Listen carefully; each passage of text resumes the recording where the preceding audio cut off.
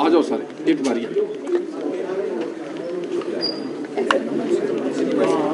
हाँ जी, तैयार हैं? Ready sir. सर, एक बैठक की गई है, क्या उस बैठक का निष्कर्ष निकला, क्या बात है? बिजनेस एडवाइजरी कमेटी की मीटिंग होती है। ये एक रेगुलर अफेयर है हमारा और हर हफ्ते में होती है। तो जो आज हुई है उसमें स्पेसिफिकली जो प्राइवेट मेंबर्स डे होता है उसमें जो संकल्प माननीय सदस्य देते हैं और बैलेट से निकलते हैं वो सारे चर्चा में आते हैं और उनको हम टाइम जो है लिमिट जो है फिक्स करती है बिजनेस एडवाइजरी कमेटी।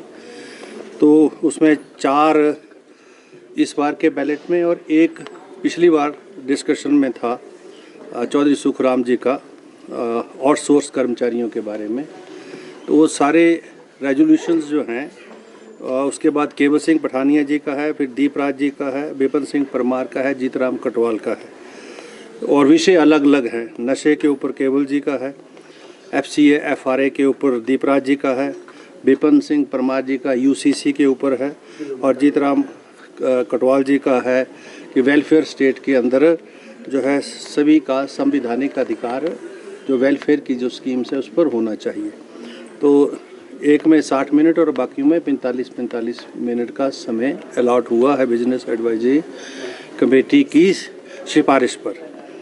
और 15 को जो सत्र है सैटरडे को वो जो है वो मीटिंग डेफर कर दी है। 15 को अब जो है मीटिंग नहीं होगी।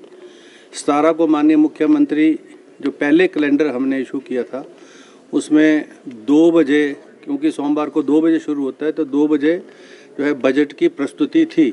अब उसको भी बिजनेस एडवाइजरी कमेटी की सिफारिश पर चेंज कर 11 बजे जो है उसको जो बजट जो है माननीय मुख्यमंत्री प्रस्तुत करेंगे। ऐसी सिफारिश सरकार की तरफ से माननीय हर्षवर्धन चौहान जी ने की और बिजनेस एडवाइजरी के सभी सामान्य सदस्यों ने, जिसमें नेता प्रतिपक्ष भी हैं, चौधरी साहब भी हैं, विनोद जी हैं, केवल जी हैं, सभी ने सहमति प्रकट की है। तो ये आंशिक जो चेंज है कैलेंडर में ये फिलहाल शनिवार को छुट्टी की बात और बाकी जो है बजट की प्रस्तुति सोमवार को 11 बजे होगी। शनिवार को तो छुट्टी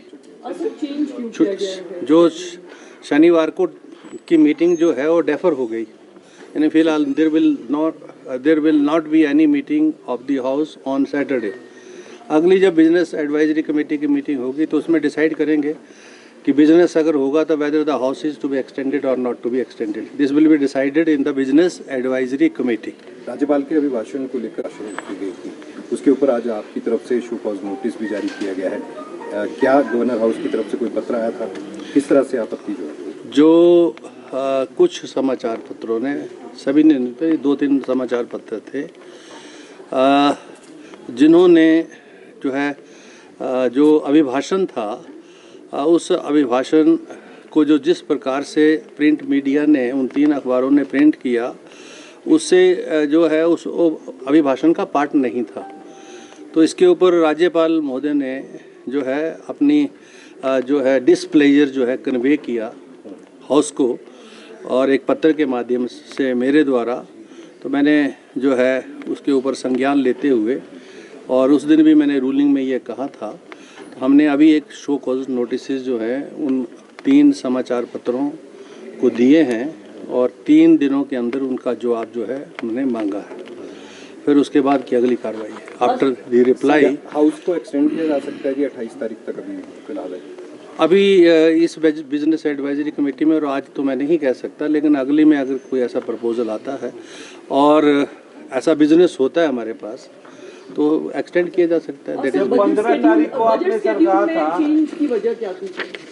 बजट शेड्यूल में चेंज की वजह सिर्फ यही थी कि 11 बजे जो है इसलिए हो जाए ताकि 11 बजे सारे समाचार पत्रों को भी इसकी जानकारी मिल जाए और प्रदेश की जनता को बजट की जानकारी जो है 2 बजे अगर शुरू करते तो 4 बजे मिलती, तो जल्दी से मिले तो ये सब चाह रहे थे, प्रतिपक्ष भी चाह रहा था, सत्ता पक्ष भी चाह रहा था, मीडिया भी चाह रहा था, इसलिए कर दिया।